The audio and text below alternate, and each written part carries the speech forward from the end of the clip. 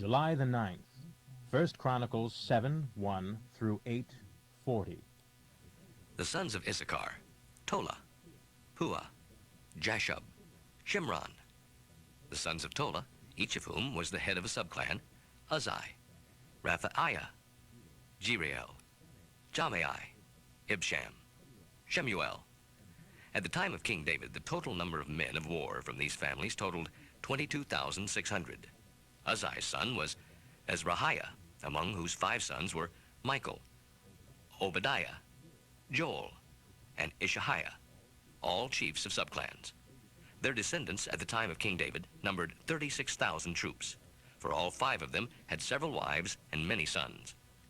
The total number of men available for military service from all the clans of the tribe of Issachar numbered 87,000 stout-hearted warriors, all included in the official genealogy. The sons of Benjamin were Bela, Becher, Jediel. The sons of Bela, Esbon, Uzai, Uziel, Jeremoth, Iri. These 5 mighty warriors were the chiefs of subclans and were the leaders of 22,034 troops, all of whom were recorded in the official genealogies. The sons of Becher were Zemira, Joash, Eliezer, Elioenai, Amri, Jeremoth, Abijah, Anathoth, Alemeth. At the time of David, there were 22,200 mighty warriors among their descendants, and they were led by their clan chiefs. The son of Jediel was Bilhan. The sons of Bilhan were Jeosh, Benjamin, Ehud, Chenaanah, Zethan, Tarshish, Ahishar. They were the chiefs of the subclans of Jediel, and their descendants included 17,200 warriors at the time of King David. The sons of were Shuppim and Huppim. Husham was one of the sons of Aher. The sons of Naphtali, descendants of Jacob's wife Bilhah, were Jaziel, Gunai, Jezer, Shalom. The sons of Manasseh, born to his Aramean concubine, were Asriel and Machir, who became the father of Gilead. It was Machir who found wives for Huppim and Suppim. Machir's sister was Maacah. Another descendant was Zelophehad, who had only daughters. Machir's wife, also named Maacah, bore him a son, whom she named Peresh. His brother's name was Sheresh, and he had sons named Ulam and Rakim. Ulam's son was Bedan. So these were the sons of Gilead, the grandsons of Machir, and the great-grandsons of Manasseh. Hamoleketh, Machir's sister, bore Ishbad, Abiezer, and Mala.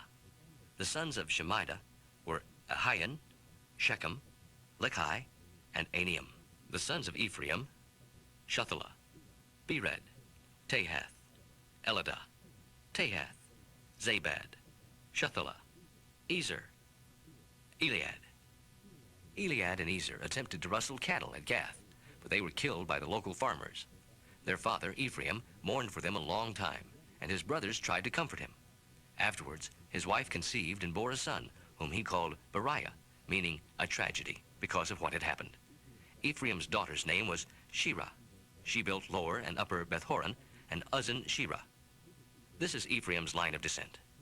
Repha, the father of Resheph, the father of Telah, the father of Tahan, the father of Ladan, the father of Ammihud, the father of Elishama, the father of Nun, the father of Joshua.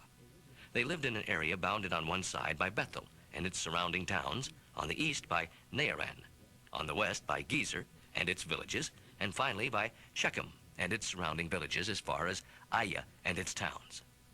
The tribe of Manasseh, descendants of Joseph, the son of Israel, control the following cities and their surrounding areas: Beth-shean, Taanach, Megiddo, and Dor.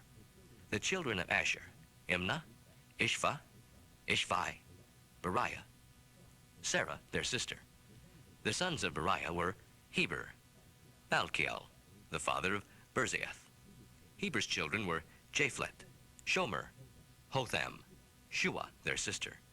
Japhlet's sons were Pesach, Bimhal, Ashvath. His brother Shomer's sons were Roga, Jehubbah, Aram. The sons of his brother Hotham were Zophah, Imnah, Shelesh, Amol.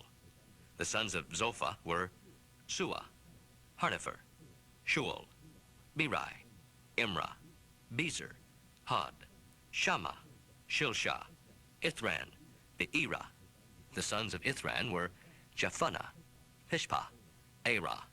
The sons of Ulla were Arah, Haniel, Raziah. These descendants of Asher were heads of subclans and were all skilled warriors and chiefs. Their descendants in the official genealogy numbered 36,000 men of war. The sons of Benjamin, according to age, were Bela the first, Ashbel the second, Ahara the third, Noha the fourth, Rapha the fifth. The sons of Bela were Adar, Gera, Abihud, Abishua, Naaman, Ahoah, Gera, Shephuphan, Huram. The sons of Ehud, chiefs of the subclans living at Geba, were captured in war and exiled to Manahath. They were Naaman, Ahijah, Gera, also called Haglam, the father of Uzzah, and Ahihud. Shaharaim divorced his wives Hushim and Beerah, but he had children in the land of Moab by Hodesh, his new wife, Jobad, Zibiah, Misha, Malcham, Jeuz, Sakiah, Mirmah. These sons all became chiefs of subclans. His wife, Hushim, had borne him Abitub and Elpael. The sons of Elpael were Eber, Misham, Shemad, who built Ono and Lod and their surrounding villages. His other sons were Beriah and Shema, chiefs of subclans living in Aijalon. They chased out the inhabitants of Gath. Elpael's sons also included Ahio, Shashak, Jeremoth. The sons of Beriah were Zebediah, Arad, Eder, Michael, Ishpah, Joha. The sons of Elpael also included Zebediah, Meshullam, Hezkai, Heber, Ishmerai, Isliah, Jobab. The sons of Shimei were Jachim, Zichri, Zabdi, Elienai, Zilthai, Eliel, Adaiah, Bereah, Shimrath. The sons of Shashak were Ishpan, Eber, Eliel, Abdon, Zichri, Hanan, Hananiah, Elam, Anthothijah, Ephdiah, Penuel. The sons of Jeroham were Shamsherai, Shehariah, Athaliah, Jeareshiah, Elijah, Zichri. These were the chiefs of the subclans living at Jerusalem. Jeiel, the father of Gibeon, lived at Gibeon, and his wife's name was Maacah. His oldest son was named Abdon, followed by Zur, Kish, Baal, Nadab, Gedor, Ahio, Zechar, Mikloth, who was the father of Shimeah. All of these families lived together near Jerusalem. Ner was the father of Kish, and Kish was the father of Saul. Saul's sons included Jonathan, Malchishua, Abinadab, Ishbaal. The son of Jonathan was Mephibosheth. The son of Mephibosheth was Micah.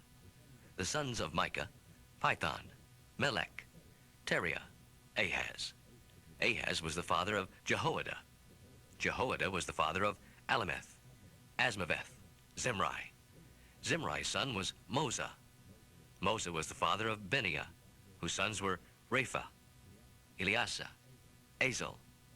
Azel had 6 sons, Azrikam, Bakaru, Ishmael, Sheariah, Obadiah, Hanan. Azel's brother, Eshek, had 3 sons, Ulam the first, Jeush the second, Eliphalet the third. Ulam's sons were prominent warriors who were expert marksmen with their bows. These men had 150 sons and grandsons, and they were all from the tribe of Benjamin. Acts 27, 1 through 20. Arrangements were finally made to start us on our way to Rome by ship, so Paul and several other prisoners were placed in the custody of an officer named Julius, a member of the Imperial Guard. We left on a boat bound for Greece, which was scheduled to make several stops along the Turkish coast. I should add that Aristarchus, a Greek from Thessalonica, was with us. The next day, when we docked at Sidon, Julius was very kind to Paul and let him go ashore to visit with friends and receive their hospitality. Putting to sea from there, we encountered headwinds that made it difficult to keep the ship on course, so we sailed north of Cyprus between the island and the mainland, and passed along the coast of the provinces of Cilicia and Pamphylia, landing at Myra in the province of Lycia. There, our officer found an Egyptian ship from Alexandria bound for Italy and put us aboard. We had several days of rough sailing and finally neared Cnidus, but the winds had become too strong, so we ran across to Crete, passing the port of Salmone. Beating into the wind with great difficulty and moving slowly along the southern coast, we arrived at Fair Havens near the city of Lasea. There we stayed for several days. The weather was becoming dangerous for long voyages by then because it was late in the year, and Paul spoke to the ship's officers about it. Sirs, I believe there is trouble ahead if we go on. Perhaps shipwreck, loss of cargo, injuries, and death. But the officers in charge of the prisoners listened more to the ship's captain and the owner than to Paul. And since Fair Havens was an exposed harbor, a poor place to spend the winter, most of the crew advised trying to go further up the coast, to Phoenix, in order to winter there. Phoenix was a good harbor with only a northwest and southwest exposure. Just then, a light wind began blowing from the south, and it looked like a perfect day for the trip. So they pulled up anchor and sailed along close to shore. But shortly afterwards, the weather changed abruptly, and a heavy wind of typhoon strength, a northeaster they called it, caught the ship and blew it out to sea. They tried at first to face back to shore, but couldn't, so they gave up and let the ship run before the gale. We finally sailed behind a small island named Clauda, where with great difficulty we hoisted aboard the lifeboat that was being towed behind us, and then banded the ship with ropes to strengthen the hull. The sailors were afraid of being driven across to the quicksands of the African coast, so they lowered the topsails and were thus driven before the wind. The next day, as the seas grew higher, the crew began throwing the cargo overboard. The following day, they threw out the tackle and anything else they could lay their hands on. The terrible storm raged unabated many days, until at last all hope was gone. Proverbs for today, 18:22. The man who finds a wife finds a good thing. She is a blessing to him from the Lord.